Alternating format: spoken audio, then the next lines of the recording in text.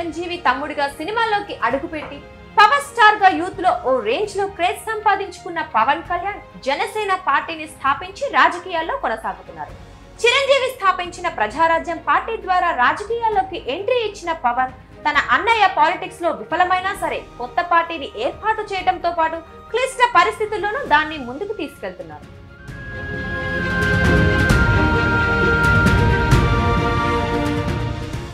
1968 September 2న Konidela Venkatrao, Anjana Devi దంపతులకు బాపట్లలో పవన్ కళ్యాణ్ జన్మించారు.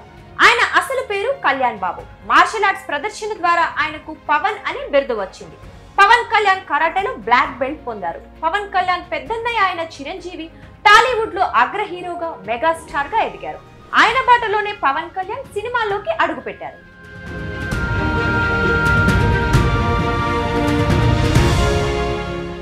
పవన్ కళ్యాణ్ నటించిన తొలి సినిమా అక్కడమ్మాయి ఇక్కడబ్బాయి 1996లో రిలీజ్ అయింది. తర్వాత గోకులంలో సీతా సినిమాలో హీరోగా పవన్ నటించారు. తొలి ప్రేమ సినిమాతో పవన్ కళ్యాణ్ సూపర్ హిట్ కొట్టారు. అది మొదలు తమ్ముడు, బద్రి, ఖుషి లాంటి సినిమాలతో వరుస హిట్లు కొట్టి యూత్ లో ఫుల్ క్రేజ్ తెచ్చుకున్నారు.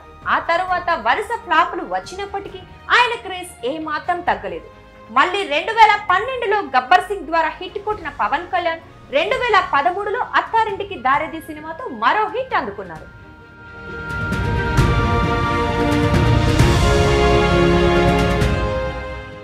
2008లో చిరంజీవి ప్రజారాజ్యం పార్టీని ఏర్పాటు చేయగా ఆ పార్టీతోనే పవన్ కళ్యాణ్ రాజకీయాల్లోకి అడుగుపెట్టారు.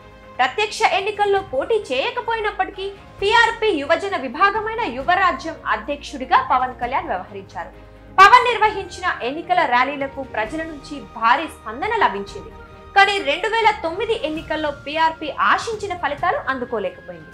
దీంతో చిరంజీవి పార్టీని కాంగ్రెస్ లో విలీనం చేశారు. ఇది పవన్ కళ్యాణ్ కి నచ్చలేదు.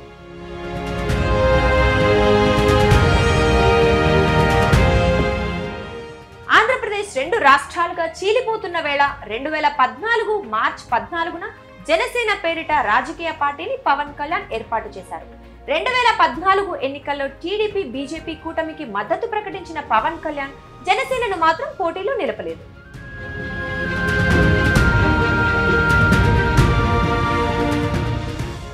ఉద్దానం కిడ్నీ బాధితుల తరపున జనసేనాని పోరాటం చేశారు. పవన్ కళ్యాణ్ రంగంలోకి దిగటంతో ఉద్దానం కిడ్నీ సమస్యపై ప్రధాన మీడియా ఫోకస్ పెట్టింది. దీంతో ఆంధ్రప్రదేశ్ ప్రభుత్వం స్పందించి అక్కడ డయాలసిస్ ఏర్పాటుకు ముందుకొచ్చింది. ఉద్దానం ప్రాంతంలో కిడ్నీ వ్యాధులతో బాధపడుతున్న వారికి అండగా ఉంటామని నాటి ప్రభుత్వం ప్రకటించింది.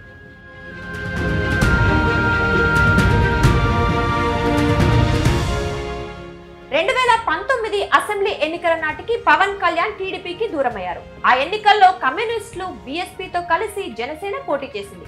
140 స్థానాల్లో పోటీ చేసిన జనసేన కేవలం రాజోలులో మాత్రమే విజయం సాధించింది. గాజువాక, భీమవరంలో పోటీ చేసిన పవన్ కళ్యాణ్ ఈ 2 చోట్ల ఓటమి పాలయ్యారు.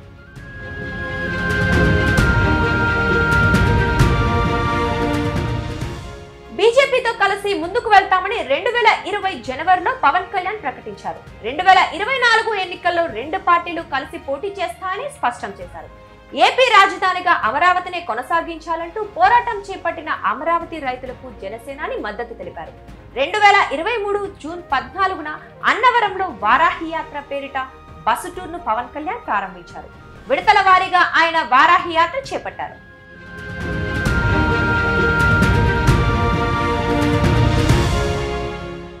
ఏపీలో మారిన పరిస్థితుల నేపథ్యంలో టీడీపీకి జనసేన దగ్గరైంది. స్కిల్ డెవలప్మెంట్ కేసులో అరెస్ట్ అయిన చంద్రబాబు నాయుడు రాజమండ్రి జైల్లో రిమాండ్ ఖైదీగా ఉన్న సమయంలో 2023 సెప్టెంబర్ 14న ఆయన్ను పరామర్శించడానికి పవన్ వెళ్లారు.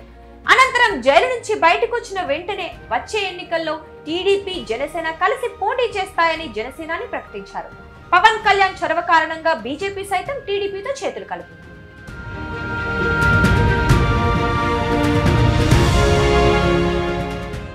ఇక వ్యక్తిగత జీవితం విషయానికి వస్తే 1997లో విశాఖపట్నానికి చెందిన నందినిని పవన్ పెళ్లాడారు.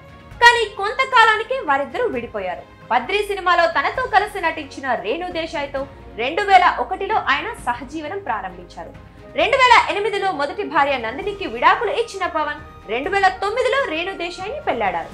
2004లోనే రేణు దేశాయ్కు అకీరా నందన్ అనే కుమారుడు జన్మించగా 2010లో కుమార్తె ఆద్య జన్మించింది. 2010లో రేణు దేశాయ్ పవన్ కళ్యాణ్ విడిపోయారు. తీన్మార్ సినిమా షూటింగ్ సమయంలో పరిచయమైన రష్యాకు చెందిన అన్నా లెజనోవాను పవన్ కళ్యాణ్ 2013లో పెళ్లాడారు. వీరికి పొలేనా అంజనా పవనోవా అనే కుమార్తె, మార్క్ శంకర్ పవనివోజ్ అనే కుమారుడు ఉన్నారు.